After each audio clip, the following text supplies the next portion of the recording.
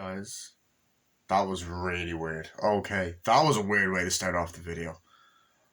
Yeah. You know what? I don't care.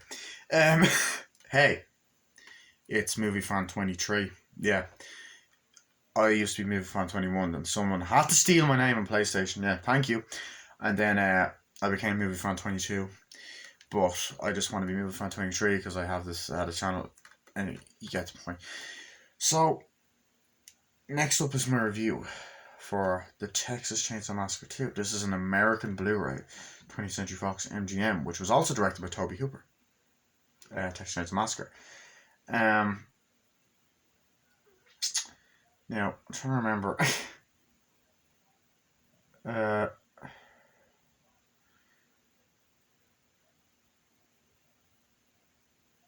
don't think. No, I'm trying to just see on the back of the cast. I don't think Gunnar Hansen came back for this one. Correct me if I'm wrong.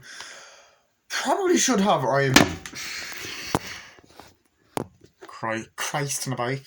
I probably should have IMDb open, but I don't care. Look, give me a break, okay? Anyway, Texas Chainsaw Massacre 2 was the sequel that came out 12 years later. So this is 1986. And a lot of people shit on this movie. And I honestly, gonna be honest, I don't know why. This movie's great. This movie, I think, is extremely underrated. I think that that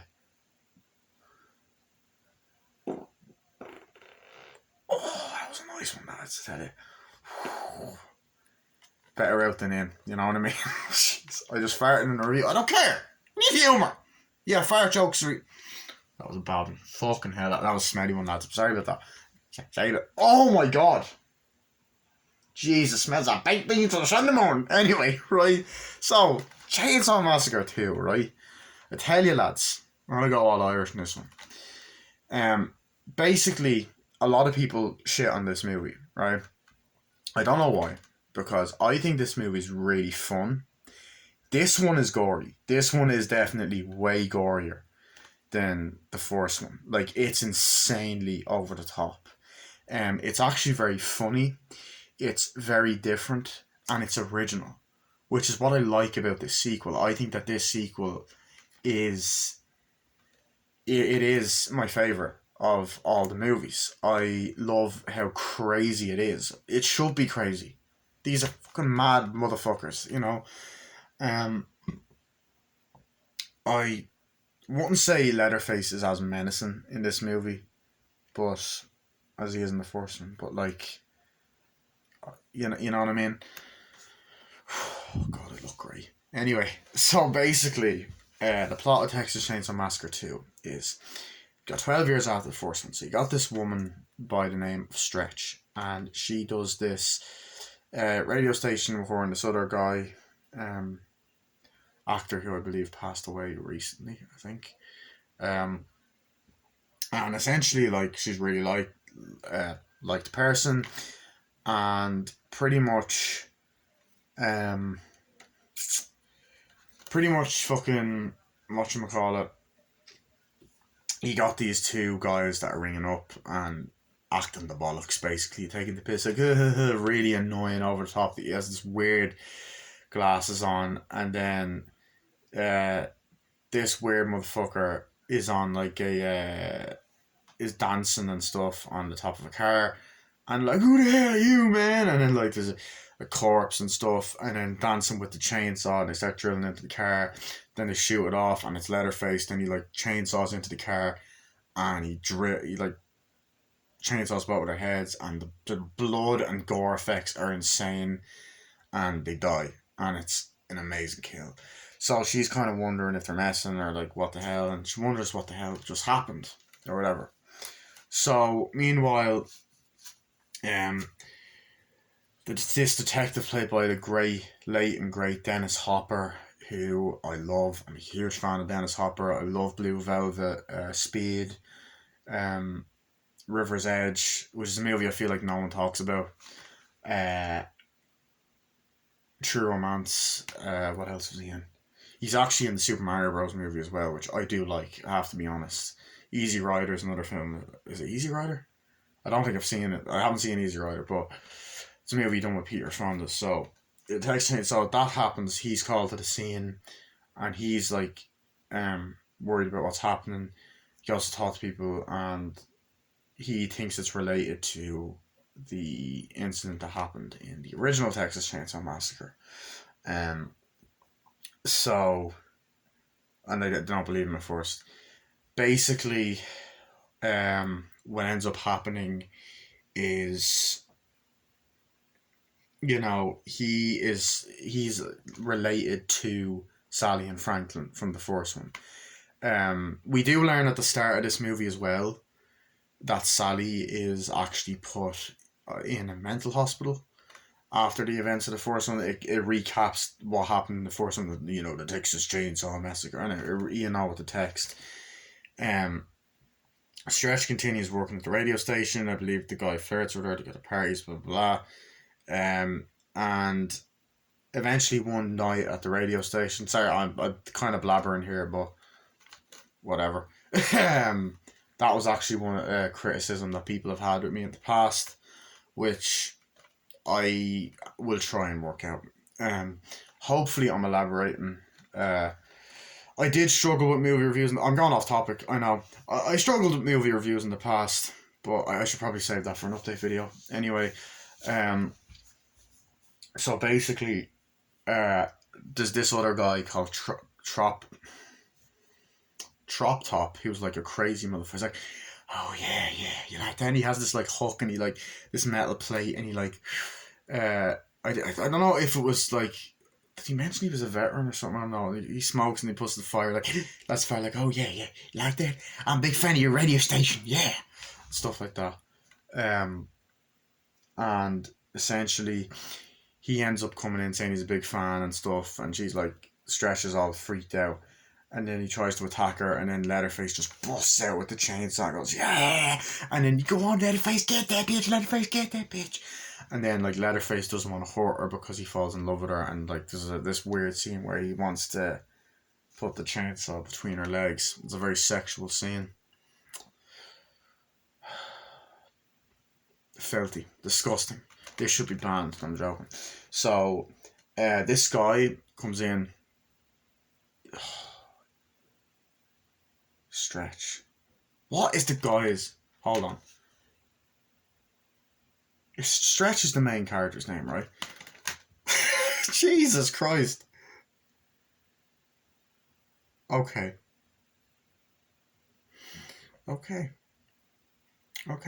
So essentially, right? Bill Moseley, he's the guy. No, Bill Moseley's weapon for. Okay. Don't be surprised if I'm gonna re-review this in the future, right? Because yeah.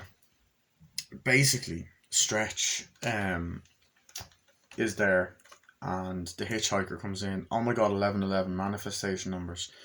Yeah, I've gotten into manifesting, right? Basically, Stretch comes in, the radio DJ comes in or whatever, and then they brutally murder him. And in a really great scene, and like it's really fucking gory, like he starts, chopped up, hits him over the head, and time for incoming mail, and it's really gory. And that's what I like. Like one of my favorite aspects of this movie is the gore. Like, I know I've kind of just been talking about the plot, but like one of my favorite aspects of this movie is the gore. I think the gore is really well done. It's very practical. Especially near the end, there's a lot of great practical effects. Motherfucker! Sorry. I have my phone on charge, so I put that down there. Let's see if I'm okay. Oh, sweet mother of divine Christ. This better not fucking cut off. Ooh, Jesus. Right, I'm gonna do the handheld. So, essentially, basically,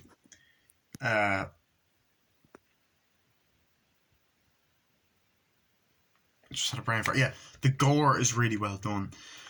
I think the dinner table sequence, I think the first one is the most effective, but I really like it in this movie as well. I think the there's this really nice red underground kind of, this really weird looking place that I just thought they put a lot of time and effort in. It's like there's skeletons, there's something really fantasy esque about it. And Leatherface wants to protect this woman, and I kind of like the reverse.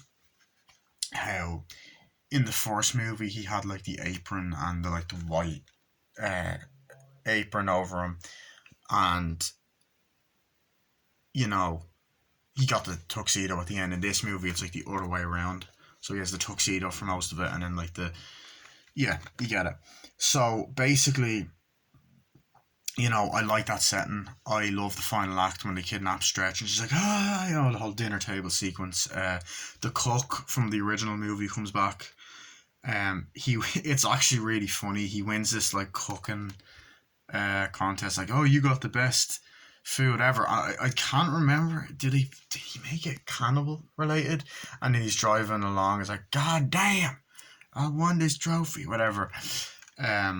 So he comes back. I think that actor's name is Bill Moseley. I believe that is Bill Moseley. Yeah.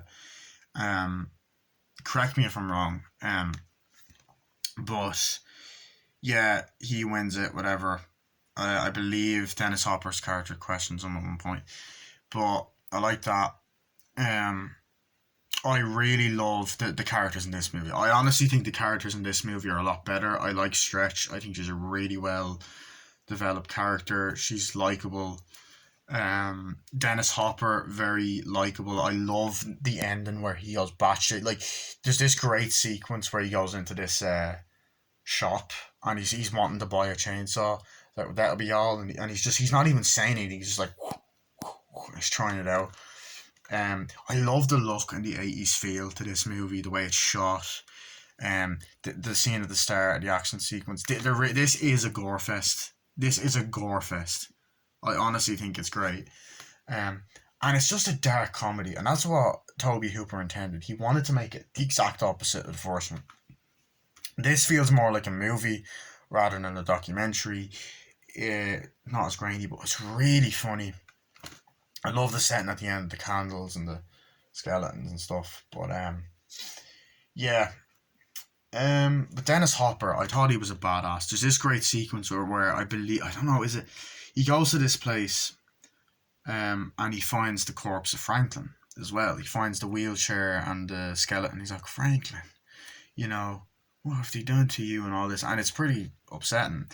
The grandfather comes back in this movie, and he's even more decrepit looking, which is funny. He looks weird as shit. I believe he moves in this one, and he smiles, and it's really weird and what to do with him. They kidnap Stretch. I love the ending where she actually fucking fights them off, and the whole place collapses, and I believe she chainsaws one of them, and the movie ends with her screaming, you know. She done a great job. I really feel like the acting in this movie was great. Dennis Hopper in particular, because it's just interesting to see him do a movie like this. Um, and it's also nice to see him not play a villain, because he's the main villain in Speed. He's um a fucking psycho in Blue Velvet. Like, he's motherfucking crazy in that movie. Um, River's Edge, he's a very slimy character as well. And he's played bad guys in other films, I believe. But he actually, I like how he plays a good. I played Bowser in Super Mario Bros. But I like how he plays a good guy in this. It's refreshing. Um, yeah. In True Romance, he played a very racist character, which, like, I don't know. He was likable to a point. So anyway, I like that. I like that about this movie. I think it's very enjoyable. Not like, no, I don't like the race, like not that from True Romance. Sorry, I probably should have led into this better. I like his character in this movie. I love the ending where he goes crazy and fights. He's like, yeah, with the two chainsaws, and fucks them up and shit.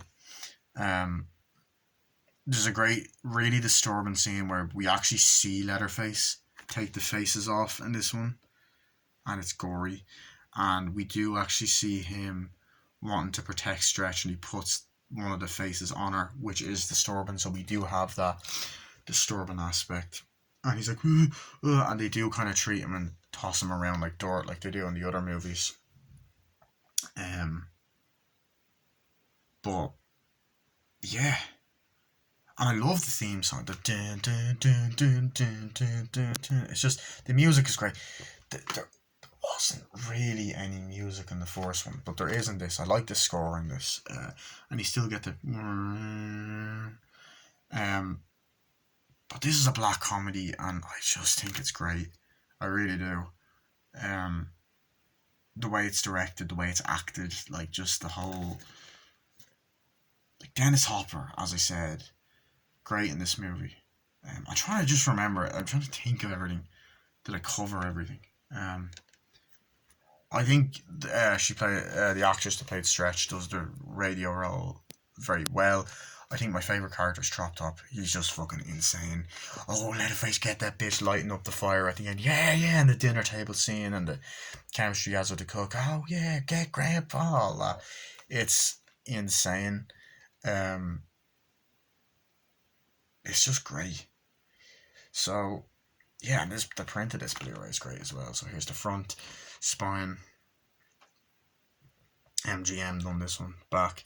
I do think that I will say this cover, not a fan of it. It's definitely a more modern cover. I don't believe this was made in the 80s. This looks like fucking Saw or some shit. There is a great cover of Leatherface by himself, and there's another one that's like a parody of the Breakfast Club, which I think was hilarious and genius. And honestly, I'm willing to. I actually feel like getting a poster of that this is, it's great. Um, yeah, it is definitely much more. Uh, it's more enjoyable than the first one. Like it's not as like the first one is a bit of a slow burn. I didn't mention that in my review. I do think it is a masterpiece still, but it doesn't. I will admit, even though I've seen it loads of times, I watched it when I was young. It doesn't have that much rewatch value, whereas this one does. Um, yeah, I love the chase scenes in this movie. Um, I just and like Stretch is covered in blood at the end. I just overall love this movie. I really do. I really. I remember like there's the audio. They listen to the audio. The guys getting killed and stuff. Yeah. Um, I believe Trop Top dies in this, doesn't he? Yeah. I guess chainsawed. It's gory. Um, but yeah, like Dennis Hopper dies in this movie as well. So yeah, some good kills in this. Great kills, great directing, great writing. It's very funny in parts. Great characters, visually nice to look at. Um, overall, I really, really like this movie. I would definitely give this a 9 out of 10 as well. Do I have any issues with it? I'm trying to think. I suppose, like, obviously not all the acting's great. Like, the two guys at the start aren't really that good. I don't think they're meant to be. Um, this is a personal nitpick. I would have liked to have seen the truck driver character come back in this. Uh, because he was iconic. Like, he's not talked about a lot. Um, I also find that I don't know. I probably would have liked to seen a bit more of what happened to Sally, but I don't know. I like how this movie's different though. I really do. Um, yeah, it's just great, shock great, and it feels different. Like I like the use of locations like bars, food contest places. You see people on the bridge. Like there's a lot of great locations in this movie. I was a fan of where they shot a lot of it, and as I said, I think okay, I do think that this probably has my favorite dinner table sequence. But I still think the one in the first one is more effective, if that makes sense. So, like the best one is in the first one, but my favorite is this one. I don't know. It's weird. So yeah, overall, great movie. Texas Chainsaw Massacre 2. Um, watch it if you haven't, honestly. It's underrated as shit. Yeah, there you go. There's the wheat desk. I got this like 9 years ago. Yeah, for my birthday in 2013. I'd already seen the movie beforehand on Blu-ray, someone else's Blu-ray. But yeah, I really love this movie. And it's amazing. And you got some good special features on this. So yeah, that was my review of Texas Chainsaw Massacre 2. Hope you guys enjoyed. If you didn't, I hate you, not joking. And yeah, stay tuned for my review of the third one. See ya.